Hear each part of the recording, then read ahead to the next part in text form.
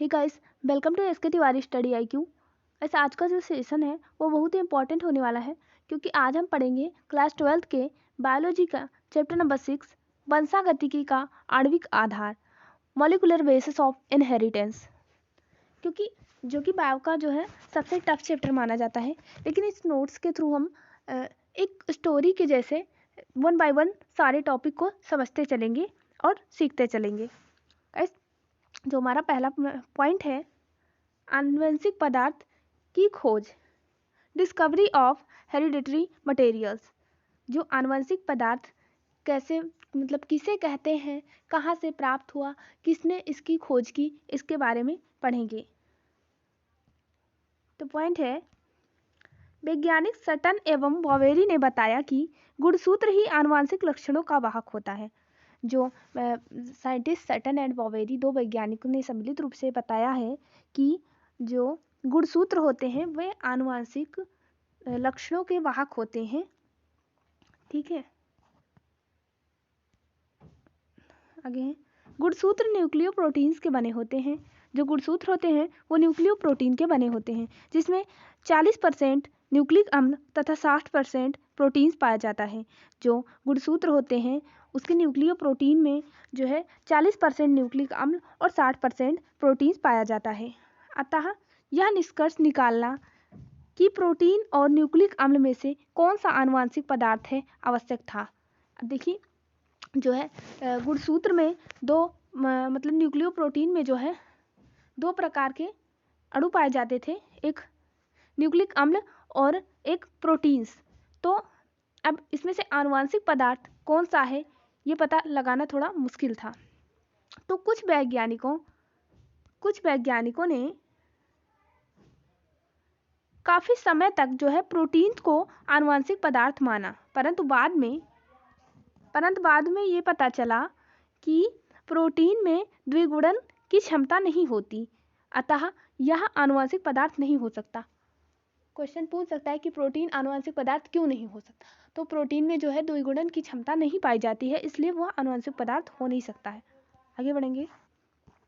वैज्ञानिक Friedrich Miescher, जो scientist Friedrich Miescher हैं, ने केंद्रक से प्राप्त पदार्थ को न्यूक्लिन नाम दिया। इन्होंने जो है केंद्रक से प्राप्त पदार्थ को जो है न्यूक्लिन का नाम दिया, न्यूक्लिन। ठीक है, ये क्वेश्चन इंपॉर्टेंट, ये टॉपिक इंपॉर्टेंट है। ठीक है, नाम दिया। कुछ दिनों बाद आल्टमैन ने बताया कि इसमें फॉस्फोरिक अम्ल होता है। जो न्यूक्लिन होता है इसमें फॉस्फोरिक अम्ल होता है। इस बेस पर इन्होंने इसका नाम न्यूक्लिक अम्ल रखा। जो आल्टमैन ने जो फ्रेडरिक मिशर ने जिसे बताया कि न्यूक्लिन है, उसको केंद्रक में पाया गया, तो उसी को जो है आल्टमैन ने बता दिया कि इसमें फॉस्फोरिक ग्रुप पाया जाता है, फॉस्फोरिक एसिड पाया जाता है, इसलिए इसको न्यूक्लिक एसिड कहा, न्यूक्लिक अम्ल कहा। ठीक है, क्योंकि ये नाभिक में पाया जाता है इसलिए इसको न्यूक्लिक अम्ल कहा और आल्टमैन ने, और इसमें बताया कि इसमें फॉस्फोरिक अम्ल भी होता है। आगे बढ़ेंगे। शीघ्र ही ज्ञात हुआ कि न्यूक्लिक अम्ल दो प्रकार का होता है। कुछ ही दिनों बाद, जैसे कुछ समय बाद जो है पता चला कि न्यूक्लिक अम्ल जो होता है वो दो प्रकार का होता है। कौन कौन सा? DNA और RNA और DNA। ठीक है, तो DNA का पूरा नाम होता है डीऑक्सीराइबो न्यूक्लिक एसिड, और RNA का जो है पूरा नाम होता है राइबो न्यूक्लिक एसिड। तो DNA जो है, अब DNA के बारे में पढ़ेंगे। DNA जो है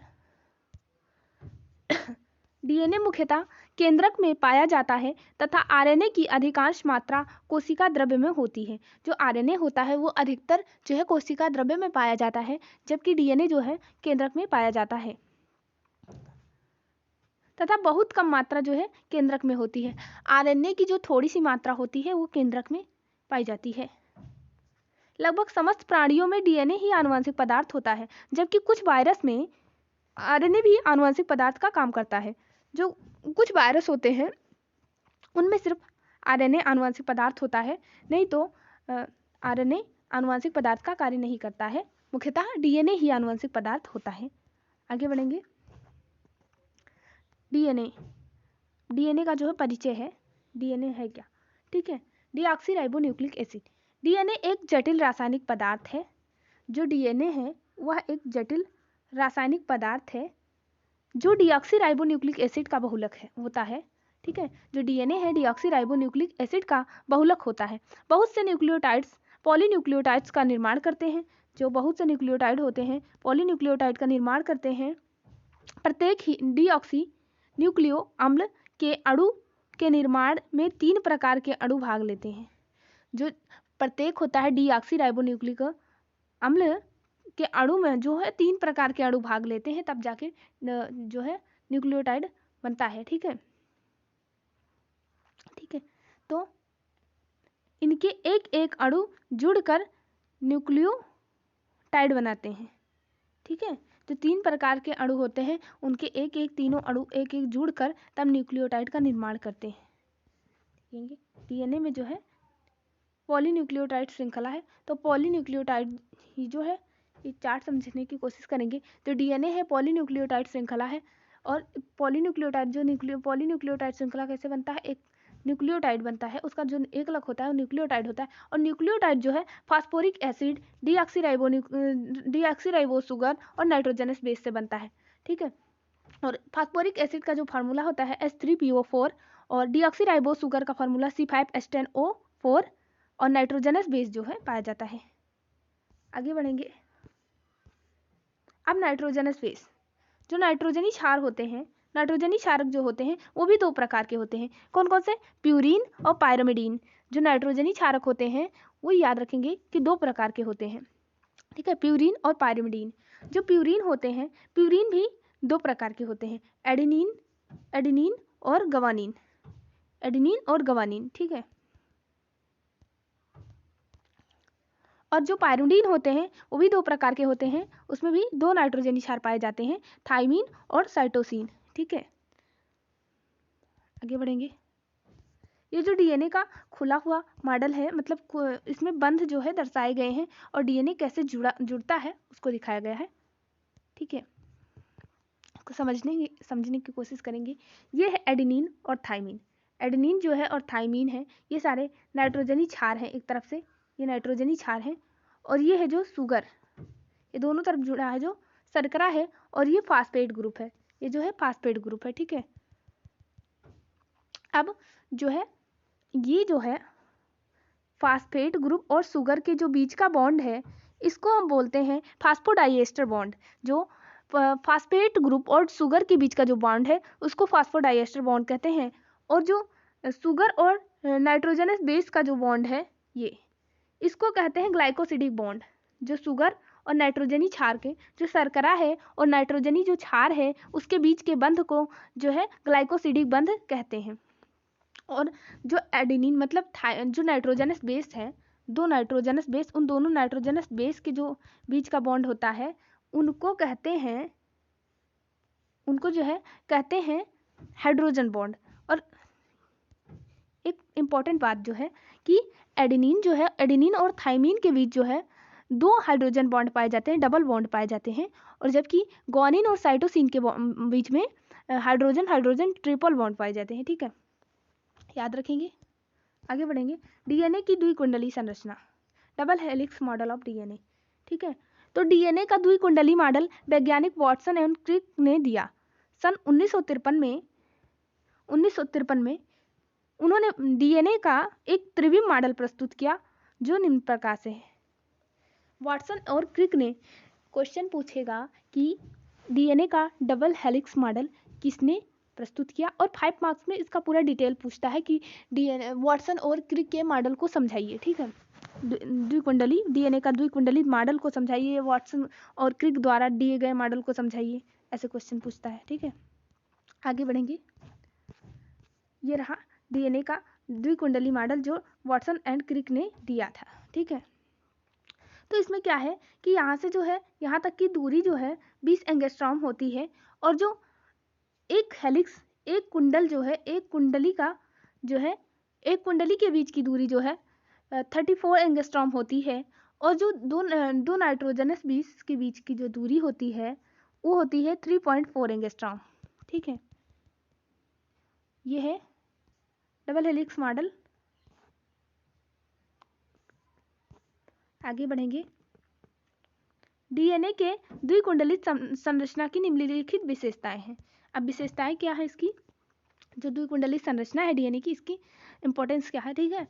तो डीएनए अणु 2 पॉलीन्यूक्लियोटाइड श्रृंखला के बने होते हैं जो एक अक्ष के चारों ओर क्लॉकवाइज घूम रहे होते हैं। जैसा कि आप लोग देख रहे हैं कि ये जो डीएनए है एक यहाँ पे एक अक्ष पाया जाता है बीच में, और इसके जो चारों ओर है एक क्लॉकवाइज जो है घूम रहे हैं, ठीक है, यही कहा गया है यहाँ पे। आगे बढ़ेंगे, नेक्स्ट है सेकंड है, प्रत्येक कुंडली में अनेक न्यूक्लियोटाइड होते हैं। जो प्रत्येक कुंडली होती है उसमें अनेक मतलब बहुत सारे न्यूक्लियोटाइड होते हैं। प्रत्येक न्यूक्लियोटाइड में नाइट्रोजनस क्षारक, डीऑक्सीराइबो शुगर तथा फास्फोरिक अम्ल एक एक अणु होते हैं। इसको हम पढ़े हैं। आगे बढ़ेंगे, फोर्थ है, एडेनिन तथा थाइमिन के बीच हाइड्रोजन बॉन्ड जो होता है, एडेनिन तथा थाइमिन के बीच जो होता है डबल बॉन्ड हाइड्रोजन होता है, तथा साइटोसिन और ग्वानिन के बीच 3 हाइड्रोजन बॉन्ड होते हैं। नेक्स्ट है, डीएनए के दोनों श्रृंखला के मध्य 20 एंगस्ट्रॉम की दूरी होती है तथा एक न्यूक्लियोटाइड से दूसरे न्यूक्लियोटाइड के बीच की जो दूरी होती है वो 3.4 एंगस्ट्रॉम होती है। अब जो वाटसन और क्रिक का जो मॉडल है उसका जैविक महत्व, वाटसन एंड क्रिक का जो है डबल हेलिक्स मॉडल है, उसका बायोलॉजिकल जो है सिग्निफिकेंस क्या है पढ़ेंगे। तो वाटसन एवं क्रिक द्वारा प्रस्तुत क्रिक मॉडल डीएनए का निम्नलिखित महत्व है, ठीक है। तो स्वतः द्विगुणन, जो पहला है स्वतः द्विगुणन, ठीक है,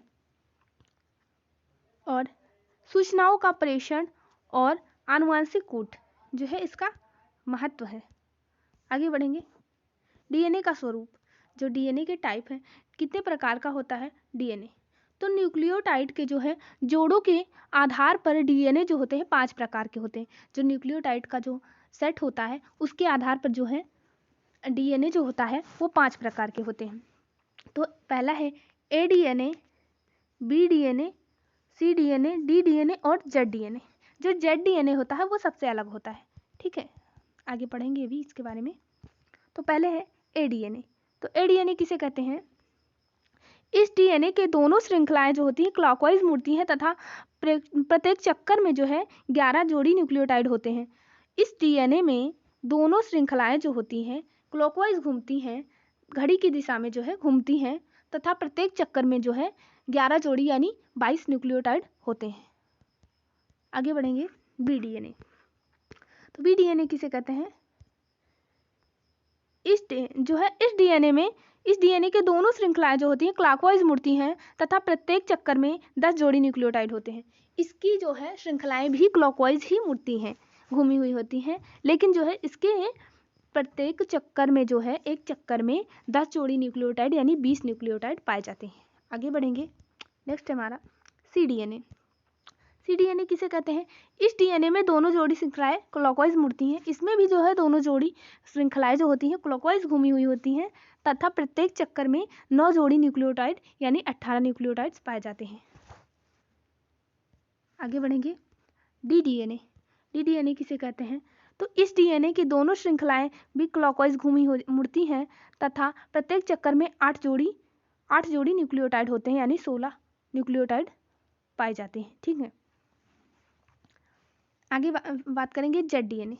जेड डीएनए किसे कहते हैं, जैसा कि सबसे अलग है, तो इस डीएनए की दोनों श्रृंखलाएं जो है एंटी क्लॉकवाइज मुड़ती हैं। इस डीएनए की जो है दोनों श्रृंखलाएं जो है जेड डीएनए की एंटी क्लॉकवाइज घूमी हुई रहती हैं तथा प्रत्येक चक्कर में 12 जोड़ी न्यूक्लियोटाइड होते हैं। इसे जिगजैग डीएनए भी कहते हैं, जेड डीएनए को जिगजैग डीएनए भी कहते हैं। तो डीएनए के कार्य आगे पढ़ेंगे, function of deoxyribo nucleic acid जो है डीएनए के कार्य क्या हैं। तो डीएनए के जीवधारियों में अत्यंत महत्वपूर्ण कार्य होते हैं, ठीक है।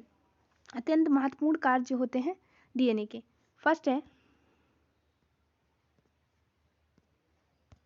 जो हमारा डीएनए आनुवांशिक गुणों को एक पीढ़ी से दूसरी पीढ़ी में वंशागत करता है। कुछ वायरसों में यह कार्य आरएनए द्वारा भी होता है।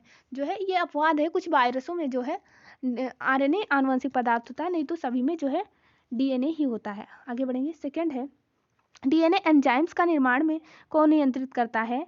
जो डीएनए है वो एंजाइम के निर्माण को जो है अपने कंट्रोल में रखता है। एंजाइम शरीर के समस्त जैविक क्रियाओं का नियमन करते हैं। ठीक है, डीएनए जो है एंजाइम के निर्माण को कंट्रोल में रखता है और एंजाइम जो है शरीर की जो है सभी जो है जैविक क्रियाएं जो होती हैं उसको अपने कंट्रोल में रखता है। ठीक है, नेक्स्ट है हमारा थर्ड, डीएनए प्रोटीन संश्लेषण की सूचना एमआरएनए द्वारा राइबोसोम पर भेजता है। जो डीएनए होता है वो क्या करता है कि प्रोटीन जो है सब प्रोटीन के संश्लेषण की सूचना जो है एमआरएनए के द्वारा राइबोसोम पर भेजता है। आगे बढ़ेंगे आरएनए। गाइस ये जो हम पढ़ने वाले हैं आरएनए के बारे में, ये हमारे नेक्स्ट सेशन में डिस्कस करेंगे। गाइस अगर आप हमारे यूट्यूब चैनल पे नए हो तो हमारे यूट्यूब चैनल को सब्सक्राइब करें और बेल आइकन को प्रेस करें। Thank you.